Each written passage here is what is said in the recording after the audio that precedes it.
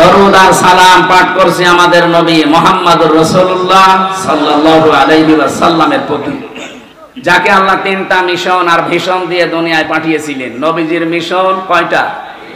আরো জোরে বলেন তো। নবীর মিশন যদি তিনটা হয়, আমরা উম্মত, আমাদের ওই তিনটা হওয়া দরকার না? নাকি ওই চারটা করবেন? না, তিনটাই আমাদের মিশন। এক নম্বরে তাওহীদ প্রতিষ্ঠা, এটা আপনার জীবনের মেন মিশন আর ভিশন বানিয়ে নেবেন। কিয়ামতের ময়দানে আল্লাহ রাব্বুল আলামিন তাওহীদ প্রতিষ্ঠায় যদি আপনাকে দুনিয়ায় দেখেন, অন্য কোনো আমল আখলাক যদি কমও থাকে আল্লাহ মাফ করে দেবেন। কারণ তাওহীদ এইটা প্রতিষ্ঠার জন্য তামাম দুনিয়ায় আল্লাহ নবী আর রাসূল পাঠিয়েছিলেন। নবীজিকে আল্লাহ ডাকও দিয়েছেন সূরা আলে ইমরান 3 নাম্বার পারা 17 নাম্বার পৃষ্ঠার 2 নাম্বার লাইনের 64 নাম্বার আয়াতে পাবেন। এটা কুলিয়া আহলাল কিতাবি তাআলাউ ইলা কালিমাতিন সাওয়াইন বাইনানা ওয়া বাইনাকুম আল্লা না'বুদা ইল্লাল্লাহ ওয়ালা নুশরিকা বিহি শাইআ ওয়ালা ইয়াত্তাখিযা বা'দুনা বা'দান আরবাবাম মিন দুনিল্লাহ ফাইন তাওয়াল্লাউ ফাকুলু আশহাদু বিআন্না মুসলিমুন। একটু খেয়াল করবেন ভাই, এটা এখন একে বাস্তবতার সাথে দরকার। আল্লাহ পাক বলেন, হে নবী, কিতাবে বিশ্বাসী যারা তাদেরকে ডাক দেন। এদেশে আমরা কিতাবে বিশ্বাসী না? কিতাবের নাম কি? আরো জোরে বলেন। অন্য ধর্মের যারা আছে তারাও তাদের একটা কিতাবে বিশ্বাসী। এ বাইরের দেশগুলোতে সফর করতে গেলে আমি যদি ট্রেনে যাই, বাসে যাই, জিজ্ঞাসা করলাম সেদিন থাইল্যান্ডে একজনকে, আপনার নাম কি? নাম বলার পরে দেখলাম লোকটা ইহুদি। আপনার নবীর নাম কি? বলছে জোসেফ। জোসেফ মানে মুসা আলাইহিস সালাম, হযরতে মুসা নবী বলে আমরা যাকে চিনি, ওরা নাম পাল্টিয়ে জোসেফ বলে ডাকে। সেদিন মালয়েশিয়া খ্রিস্টানের সাথে দেখা হয়েছিল, বললাম নাম কি? জিজ্ঞাসা করার পরে নাম বলে। নবীর নাম কি? বলে যিশু। যিশু মানে ঈসা আলাইহিস সালাম। ওরা দাউদ নবীকে ডাকে ডেভিড বলে। আমাদের জাতির পিতা যিনি, হযরতে ইব্রাহিম আলাইহিস সালাম, নাকি বঙ্গবন্ধু? এইটা নিয়ে আমার রিমান্ডে টর্চার করতে শয়তানরা। বলছে আমার জাতির পিতার নাম কি? আমি যাই বলেছি বঙ্গবন্ধু, নাম ইব্রাহিম আলাইহিস সালাম। সঞ্জয় দত্ত ওই লোকটার নাম। আমারে উল্টা পাল্টা গালি গালাজ দিয়ে, সারা দেশের মানুষ মানে বঙ্গবন্ধু, আর ইব্রাহিম আলাইহিস সালাম কে? কে মানে মুসলিম জাতির পিতা, এটা আল্লাহর ঘোষণা দেওয়া। তা আমি যেটা আপনাদেরকে শোনাতে চাচ্ছিলাম এখান থেকে, কিতাবধারী যেই মানুষগুলো, সবাইকে আল্লাহ ডাক দিতে বললেন যে যারা কিতাব পেয়েছে তাদেরকে ডাক দিন। এখানে যেহেতু অন্যান্য ধর্মের মানুষ যদি থেকেও থাকেন, আপনিও অন্তত একটা কিতাবে বিশ্বাসী না? বিশ্বাসী করেন না?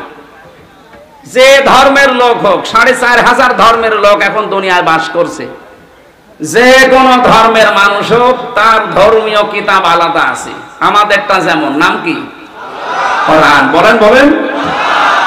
আল্লাহ সব কিতাবধারীদেরকে ডাক দিতে বললেন, কুলিয়া হালাল কিতাব, হে নবী আপনি বলেন, হে কিতাবওয়ালারা, তাআলাও আসো, ইলা কালিমাতিন, একটা কথার দিকে। আল্লাহ কালিমাতিন দিয়েছেন, মাত্র একটা কথার দিকে আসো। সাওয়াইন বাইনানা ওয়া বাইনাকুম, যেটা আমাদের জন্য তোমাদের জন্য সমান হবে। কারো উপরে কোনো বৈষম্য নেই, পক্ষপাতিত্ব নেই, এটা সমান হবে। আসো এই দিকে। কি সেটা? আল্লাহ না'বুদা ইল্লাল্লাহ, আমরা দলমত জাতি বর্ণ ধর্ম নির্বিশেষে সবাই এই কথার উপরে ঐক্যবদ্ধ হই যে আল্লাহ ছাড়া কারো ইবাদত আজকে থেকে করব না। আপনি পৃথিবীর সব ধর্মের কাছে যান, ওরা সবাই এইটাই চায়। বিপদে পড়লে কিন্তু তখন আর দুর্গার কথা, সরস্বতীর কথা মনে থাকে না। আমি ছোটবেলায় বরিশালে পড়তাম যখন, ওই সময় ব্রিজ ছিল না, ট্রলারে যাওয়া লাগতো, লঞ্চে। নৌকা পেয়েছি, যাচ্ছিলাম, হঠাৎ মাঝখানে যেয়ে দেখি ঝড় উঠেছে, কাঁপতেছে নৌকা। আমরা যারা মুসলমান আছি বলছি লা ইলাহা ইল্লাল্লাহ লা ইলাহা ইল্লা আনতা সুবহানাকা ইন্নী কুনতু মিনাজ জালিমিন। আল্লাহ পাশে এক দাদা আর দাদি বসে আছে, ওই যে গলায় কি দেওয়া থাকে চেনা যায়। ওরা দেখি বলছে লা ইলাহা ইল্লাল্লাহ। কি গো? জিজ্ঞাসা করলাম, দাদা দেখে তো মনে হচ্ছে অন্য ধর্মের লোক, কালেমা পড়েন মানে মুসলমান হয়েছেন কবে? এখনো হয়নি। কালেমা পড়েন কেন? আমারে বলছে দেখো যে ঝড় উঠেছে, এ ঝড়ে মা কালী দুর্গার কাজ না, এ আল্লাহ লাগবে। এখানে কালী দুর্গা দিয়ে আর হবে না, আল্লাহ লাগবে। সবাই এটা বিশ্বাস করে যে একজন আছে, কিন্তু বাপদাদার ধর্ম মানতেছে মানতেছে মানতেছে, এই কারণে হয়তো ফিরে আসতে পারে না। এই জন্য সবাই যেহেতু একজনের উপরে আছি আমরা। আপনি ইহুদিদেরকে বলেন, হয়তো তারা 3 খোদা 2 খোদায় বিশ্বাসী, ওরা বলে আল্লাহ একজন আছে কিন্তু তার ছেলে আছে উযাইর আলাইহিস সালাম। খ্রিস্টানরা তৃতীয়বাদে বিশ্বাস করেন, আল্লাহ একজন আছে জানি, কিন্তু তার স্ত্রী আছে মারিয়াম, তার ছেলে আছে ঈসা। বলেন নাউজুবিল্লাহ। কোরআনে কারিমে আল্লাহ তাদের বর্ণনাও দিয়েছেন বিভিন্ন জায়গায়। আল্লাহ এজন্য সূরা ইখলাস নাযিল করে আমাদেরকে শুনিয়েছেন, কুল হুয়াল্লাহু আহাদ আল্লাহুস সামাদ লাম ইয়ালিদ ওয়া লাম ইউলাদ ওয়া লাম ইয়াকুল লাহু কুফুয়ান আহাদ। বলেন আল্লাহু আকবার। হে নবী আপনি বলেন আল্লাহ কয়জন? আরো জোরে বলেন। তিনি অভাবহীন, তার কোনো অভাব নেই। তিনি কাউকে জন্ম দেননি, তাকেও কেউ জন্ম দেয়নি। তার সমকক্ষ আকাশ আর জমিনে আর কেউ নেই। এই 4টা জিনিসের উপরে আমাদের ঈমান। আমরা যারা ঈমানদার দাবি করছি এই 4টা জিনিসের উপরে, এই দেশে অন্য কিতাবের বিশ্বাসী যারা, তারাও অন্তত একজনকে বিশ্বাস করে বিপদে পড়লে। সেদিন যশোরের কলেজের এক অধ্যাপক বিসিএস ক্যাডার, ওনারে বললাম যে স্যার আপনার মুসলমান হওয়া লাগবে না, আমি আপনাকে জোর করে মুসলমান বানাতে ইচ্ছা করলে বানাতে পারতাম। কারণ এই দেশে আপনারা মাত্র 4-5 ভাগ, আর আমরা শুধু মুসলমানই 92 ভাগ। ভারতে যেমন চিটারি করে বাটপারি করে অত্যাচার জুলুম নির্যাতন করে তারা কি চালাচ্ছে আপনারা দেখতে পাচ্ছেন। আমরাও করলে করতে পারতাম, কিন্তু আমাদের ধর্মে এটা নেই। লা ইকরাহা ফিদ্দীন। আমাদের ধর্মে বাড়াবাড়ি আছে, জোর জবরদস্তিও নেই। তা আপনাকে আমি একটা আহ্বান জানাই, আপনি আমাদের ধর্মীয় গ্রন্থ কোরআনে কারীম, এটা বাংলা অথবা ইংরেজিতে একটু ভালো করে পড়বেন, বুঝে বুঝে। আল্লাহর ইশারা উনি 3 মাস পরে দেখি নিজের থেকেই মুসলমান হয়ে গেছে। এই জন্য সবাই জানে যে একজন আছে, শুধু বিবেকটা একটু হালকা কাজে লাগালেই এই পৃথিবীর কোনো মিথ্যা ধর্মে মানুষ আর থাকবে না। কিন্তু বিবেকটা কাজে লাগে না, এই জন্য মানুষ আসতে চায় না। এটা গিরিশচন্দ্র সেন, আপনি কি মনে করেন লোকটা কি জ্ঞানী কম ছিল কোরআনের উপরে? কোরআনের বঙ্গ অনুবাদ করেছে, তাফসিরও লিখেছে। এখানে শামীম ভাই সহ যত অফিসার বলেন, যত আলেম ওলামা আছে, আমি গ্যারান্টি দিলাম পড়া কোরআনের প্রতিটি শব্দের অর্থ আপনার জানা আছে। কথা আপনি বলতে পারবেন না, পারবেন? কেউ পারবে না। আমি পড়িয়েছিলাম বিশ্ববিদ্যালয়ে থাকাকালীন পুরাটা, কিন্তু আমার মনে নেই। এখন আমার আবার দেখা লাগবে। আপনি চিন্তা করতে পারেন, কোরআনের উপরে সেই 5 পাস করার পরে তো এর উপরে আছি আমি। আমার এর উপরে অনার্স মাস্টার্স করা, আমি ডক্টরেটও করবো এর উপরেই, আমার কামেলও করা এর উপরে, সারা জীবন চলছে এর উপরে। অথচ আমার এখনো আয়ত্ত হয়নি। কতবার যে পড়া কোরআন শরীফ খতম করেছি আমি জানি, আর আমার আল্লাহ জানে। এরপরও আমার আয়ত্ত নেই। আর তাফসির করতে গেলে যারা লেখে তাফসির জিজ্ঞাসা করেন, এক একটা শব্দের একাধিক অর্থ আপনার জানা থাকা লাগবে, নয়তো আপনি তাফসির করে মেলাতে পারবেন না।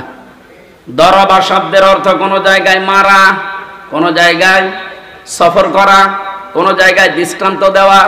এখন যে জায়গায় যে অর্থটা অ্যাপ্রোপ্রিয়েট হবে, খাটবে, ওইটা ওই জায়গায় আপনাকে ব্যবহার করা লাগবে। আপনি মারা অর্থ যদি সফর করার অর্থ করেন, কিয়ামত পর্যন্ত মিলাতে পারবেন? তাহলে এই লোকটা কত বেশি কোরআন পড়েছে আমার চাইতে কোরআন বেশি পড়েছে, বেশি বুঝেছে, বেশি লিখেছে, কিন্তু লোকটা মারা যাওয়ার পরে তাকে কিন্তু আর কবরে দেওয়া হয়নি, জানাজাও হয়নি, পুড়িয়ে ফেলেছে।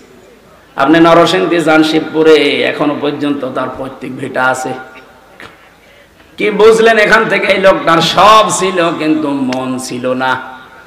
কারণ হেদায়েত পাওয়ার জন্য একটা মন লাগবে, ওই মন যদি কারো না হয় আল্লাহ জোর করে হেদায়েত দেবে না।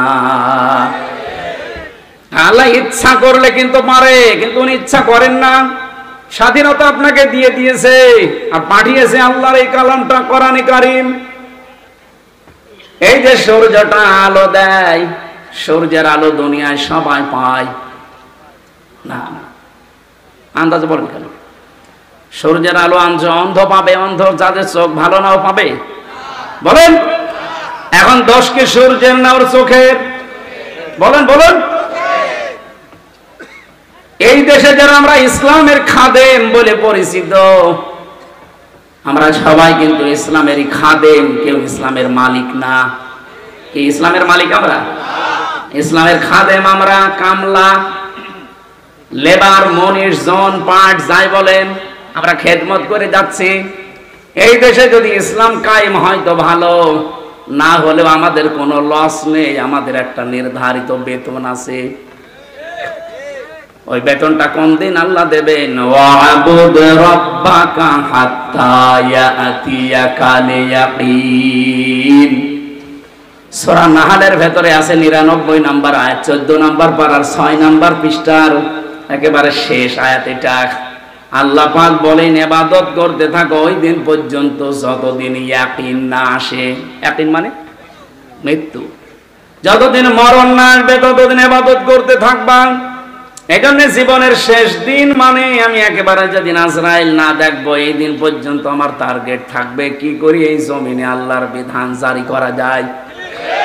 আল্লাহ ছাড়া কারা ইবাদত আমরা রাজি না করতে, যদিও চাপিয়ে দেন ওটা আমরা মানি না। নারী কমিশন যেগুলো চাপিয়ে দিয়েছে 318 পৃষ্ঠা পুরাটা আমি পড়েছি, এর ভেতরে কোরআনের 10টা আয়াতের বিরুদ্ধে ওরা সরাসরি লিখেছে। আমি পুরাটা পড়েছি, আমি আন্দাজে বলছি না, এই 3 দিনে পুরাটা শেষ করেছি আমি। 10টা আমার এই ছোট মাথায় 10টা ভুল পেয়েছি, শুধু কোরআনের বিরুদ্ধে। আর হাদিসের বিরুদ্ধে তো আছে। ওরা প্রথমেই ভুল ধরেছে, এই পৃথিবীতে দেহ আমার, সিদ্ধান্ত আমার। এই কথাটা পুরো কোরআন শরীফের সাথে সাংঘর্ষিক। বিশেষ করে সূরা আরাফ 54 নম্বর আয়াতের মাঝের অংশে আছে আলা লাহুল খালাক ওয়াল আমরু।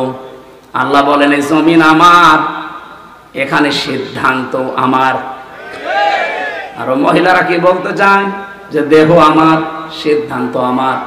দেহ আপনার হয় কি করে? এ দেহের মালিক আপনি। হালাকা হালাল ইনসানি হাইনুম মিনাদ দাহরি লাম ইয়াকুন শাইয়াম মাযকুরা। আল্লাহ বলেন আমির হামজা, এমন একটা সময় কি তোমার জীবনে যায়নি যে উল্লেখ করার মতো তুমি কিছু ছিলে না? আমার এই যে 33 বছর, বলেন তো 34 বছর আগে আমি কি উল্লেখ করার মতো কিছু ছিলাম? বলেন। দেহ আমার হয় কি করে? হ্যাঁ, আমার মা বাবা বিছানায় ছিল, এতটুকু তাদের দায়িত্ব। কোরআনে কারিমে সূরা ওয়াকিয়ার ভেতরে আছে তোমার মা বাবা শুধু বিছানায় ছিল, এই দায়িত্বই শেষ। বাকি ওই বীর্য থেকে শুরু করে পর্যন্ত কোনো দায়িত্ব তোমার মা বাবার আর নেই। পুরোটা আমি আল্লাহ নিজে প্রসেস করেছি। আপনি এখানে যদি কম্পিউটার ভেড়াতেন এটা না দিয়ে, আমি আপনাকে এই স্ক্রিনে দেখাতে পারতাম বাবার স্ফলিঙ্গ দিয়ে দ্রুত গতিতে যে পানিটা বের হয়ে যায়। ফালিয়ানজুরিল ইনসানু মিম্মা খুলিকা মিম্মা ইগদাফিকি ইয়াখরুজু মিন বাইনিস সুলবি ওয়াত তারাইব। রব্বুল আলামিন বলেন মানুষকে একটু ভাবে না, চিন্তা করে না যে কি জিনিস দিয়ে তারে বানালাম। বাবার স্ফলিঙ্গ দিয়ে দ্রুত গতিতে বের হয়ে যাওয়া এই নাপাক পানিটা মায়ের রেহেমের ভেতরে জমা হয়। বিজ্ঞান এখন দেখিয়েছে এক ফোঁটা পানি যখন বাবার নাপাক পানিটা বের হয়, এটা মায়ের রেহেম পর্যন্ত যেতে যেতে কমপক্ষে 40 কোটি মানুষ হতে পারে। এটা যদি সব আল্লাহ বাঁচিয়ে রাখতো আর মায়ের পেটে যদি ধারণ ক্ষমতা থাকতো, এক ফোঁটা বীর্যে 40 কোটি মানুষ আল্লাহ বানাতে পারে, সে ক্ষমতা ওর ভেতরে আছে। এগুলো যেতে যেতে মায়ের জরায়ুর দেওয়ালের সাথে ধাক্কা লেগে অধিকাংশ গুলো মরে যায়, পড়ে যায়। শেষ পর্যন্ত আমি ওই জায়গায় গিয়ে পৌঁছিয়েছি। আপনি কেন বললেন যে দেহ আমার, সিদ্ধান্ত আমার? ওই জায়গায় 40 কোটির ভেতরে শুধু আমি একা বেঁচেছিলাম, বাকিগুলো কেউ ওখানে যেতে পারেনি। আমাকে যাওয়ার জন্য আমার মা আমার বাবাও সাহায্য করেনি, করেছিল কে? ওই জায়গায় যদি আল্লাহ আমাকে আকর্ষণ করে দিতেন, ওই জায়গা থেকে যদি আমাকে ফেলে জরায়ুর দেওয়ালের সাথে ধাক্কা দিতেন, কোন বাবা আপনার এই মুখ দেখাতো? এই তথ্যটা আছে সূরা নাহালের ভেতরে আছে, 14 নম্বর পারা, 14 নম্বর পৃষ্ঠা, 13 নম্বর লাইনের 78 নম্বর আয়াতের মাঝের অংশে আছে, ওয়াজআলা লাকুমুস সামআ ওয়াল আবসারা ওয়াল আফইদা ইলা আখিরি আয়াত। আল্লাহ পাক বলেন, বাবার এটা নিয়ে আমি আল্লাহ কমপক্ষে 4টা জিনিস বানাই। 40 দিন 40 দিন 40 দিনের প্রক্রিয়া আছে, 120 দিন লাগে। চুল, রগ, হাড় আর পর্দা, আর মায়ের রেহেমের ভেতরে যে নাপাক পানির থলি আছে, ওইটা দিয়ে আরো 4টা জিনিস বানায়, রক্ত, গোশত, চর্বি আর চামড়া। 4 4 8টা জিনিস যখন এক হয়, তখন ফেরেশতারা বলে, সিদ্ধান্ত চায় আল্লাহ একে কি বানাবো? পূর্ণাঙ্গ মানুষ বানাতে হলে কমপক্ষে 13টা উপাদান লাগে। যেহেতু মা আর বাবা আপনাকে 4 4 8টা জিনিস পেয়েছেন, দিয়েছেন, বাকি এখনো কয়টা লাগবে? এই যে আয়াতটা পড়লাম, এই আয়াতের তথ্য এটা, ওয়াজআলা লাকুমুস সামআ মানে এই যে শ্রবণ শক্তি, ওয়াল আবসারা এই দর্শন শক্তি, ওয়াল আফইদা অন্তরের যে শক্তি। 5টা জিনিস আল্লাহ এখানে নাম দিয়েছেন, শ্রবণ শক্তি, দর্শন শক্তি, বাক শক্তি, আকেল শক্তি আর ঘ্রাণ শক্তি। এই 5টা আল্লাহ বলেন আমার রব নামের কারণে আমি তোকে ভিক্ষা দিয়েছি। আমার বান্দা যেহেতু, তো এই জন্য আমি তোকে দিয়েছি আমার রব নামের কারণে। 8 5 13টা জিনিস যখন এক হয়ে যায়, তখন আকৃতির তৈরি করার সিদ্ধান্ত আসে। ফেরেশতারা বলে, ওয়াল্লাযী ইউসাউবিরুকুম ফিল আরহামি কাইফা ইয়াশা, তিনি সেই আল্লাহ যিনি মায়ের রেহেমের ভেতরে তোমাদের আকার আর আকৃতি তৈরি করেন। এই আকৃতি তৈরি করতে আল্লাহ আপনার মায়ের কাছে জিজ্ঞাসা করেছিল যে ফর্সা বানাবো না কালো বানাবো? বলেন। আল্লাহ নিজের সিদ্ধান্তে বানিয়েছেন, এমনকি কাউকে দেখে দেখে বানিয়েছেন তাও না।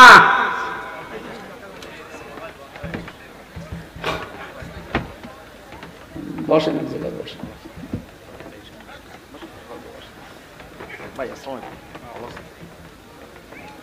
কাউকে দেখে দেখে আল্লাহ পাক এটা আমাকে আকৃতি দিয়েছেন এমন না। এজন্য ইন্নী ওয়াজ্জাহতু ওয়াজহিয়া লিল্লাযী ফাতারাস সামাওয়াতি ওয়াল আরদা হানিফা। এই যে সাবধানে মাঝখানে যে শব্দটা ফাতারা, ফাতার মানে তৈরি করা, খলাক মানেও তৈরি করা, সৃষ্টি করা, ফাতারা মানেও তৈরি করা। তৈরি করা প্রায় 33টা আরবি আছে। কেন আল্লাহ ওই 32টা বাদ দিয়ে ফাতারা দিলেন? ফাতার শব্দের শাব্দিক অর্থ হচ্ছে এমন ভাবে তিনি বানিয়েছেন কোন নমুনা, কোন আকার, কোন মডেল ছাড়া। বিজ্ঞান এখন দেখাচ্ছে আমাদের 3.5 হাত মডির ভেতরে কমপক্ষে 5টা জিনিস তো এমন আছে যেটা আজ পর্যন্ত কারোর সাথে মেলে নাই, কিয়ামত পর্যন্ত মিলবেও না। তার 1 নম্বরে হাতের এই ছাপ, এখানে 153টা রেখা আছে, আজ পর্যন্ত কারোর সাথে মিলছে না, কিয়ামতের আগে মিলবেও না। 2 নম্বরে আমাদের এই চোখের ভেতরে 5টা জিনিস আছে, মনি, লেস, লেন্স, ইকুয়াল, ডিফ ইকুয়াল। এগুলো আজ পর্যন্ত কারো মেলে নাই, মিলবেও না। 3 নম্বরে চামড়া, 9768 প্রকার চামড়াই 3.5 হাত বডির ভেতরে আছে। এক একটা চামড়ার এক এক রকম গুণ। আশ্চর্যের বিষয়, আমি নিজে দেখেছি। আমার চামড়া, স্বামী ভাইয়ের চামড়া হয়তো মনে হচ্ছে এক। আমার চামড়া কেটে যাক, ফেটে যাক, ছিঁড়ে যাক, পুড়ে যাক, ওনার চামড়া কেটে লাগিয়ে দেবেন, ভালো হওয়া দূরের কথা পছন্দ হবে, জীবনও ভালো হবে না। আমার চামড়া যদি আমার শরীরের কোন জায়গা থেকে কেটে এনে লাগিয়ে দেন, ওটা কিছুদিনের ভেতরে আবার মিলে যাবে, ভালো হয়ে যাবে।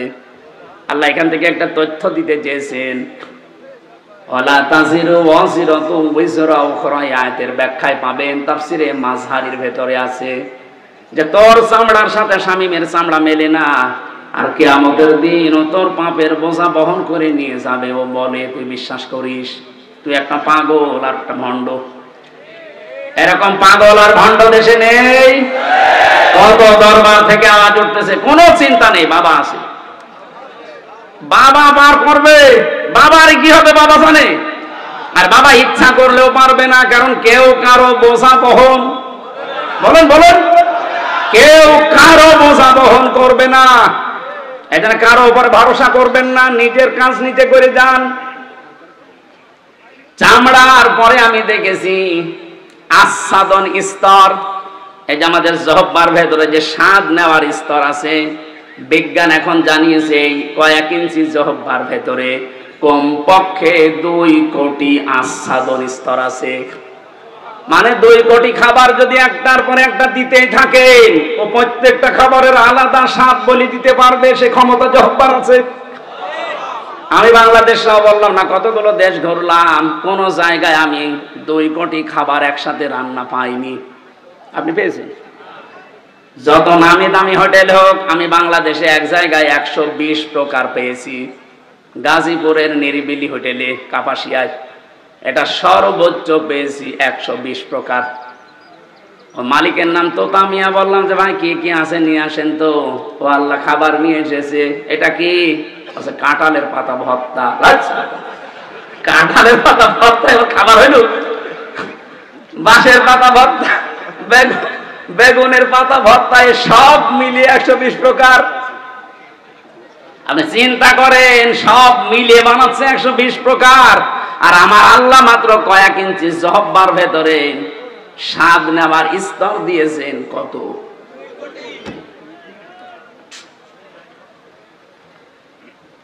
এরপরে পেয়েছিলাম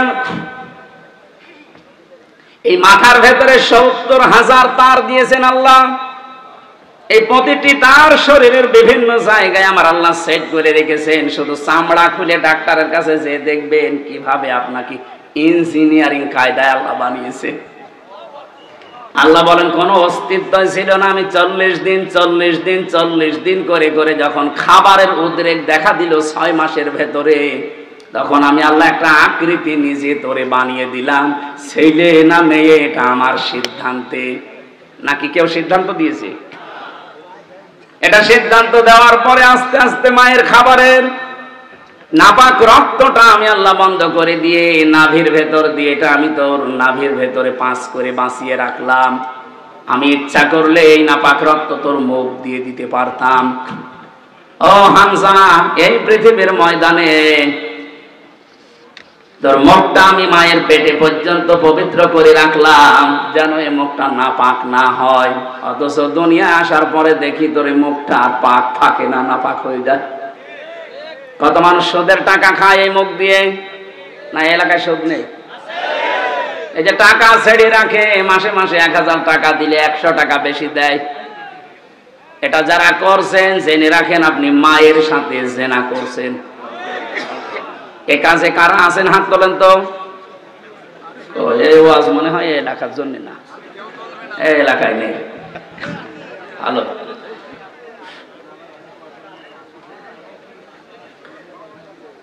আমি অনেক কিছু খোঁজ নিয়েছি। আমি আসার সময় শুনছিলাম, আমার মনে হয় এখানেও থাকতে পারে, ওয়াজ শুনে যে সুদের টাকা তুলবে। এটা বন্ধ করে ভাই। মায়ের সাথে জেনা করে নামাজ হয়, রোজা হয়, হজ করতে যান, হজ হয়। কোন পাগলামি করেন আপনি? না খেয়ে মরি যান। সুদের টাকা খাওয়া যাবে না, বাদ দেওয়া লাগবে।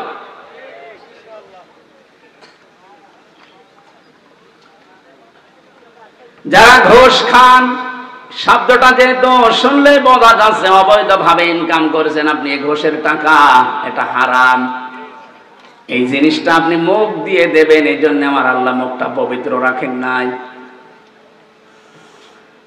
যত নাপাক জিনিস আছে মুখ দিয়ে আজকে থেকে বন্ধ। দরকার আমি এভাবে মরে চলে যাব কবরে, আমি নাপাক কোন জিনিস আমার মুখ দিয়ে দেব না। এই মুখটা আমার আল্লাহ নিজে মায়ের পেটের ভেতরেও পবিত্র রেখে দিয়েছিলেন। বলেন সুবহানাল্লাহ।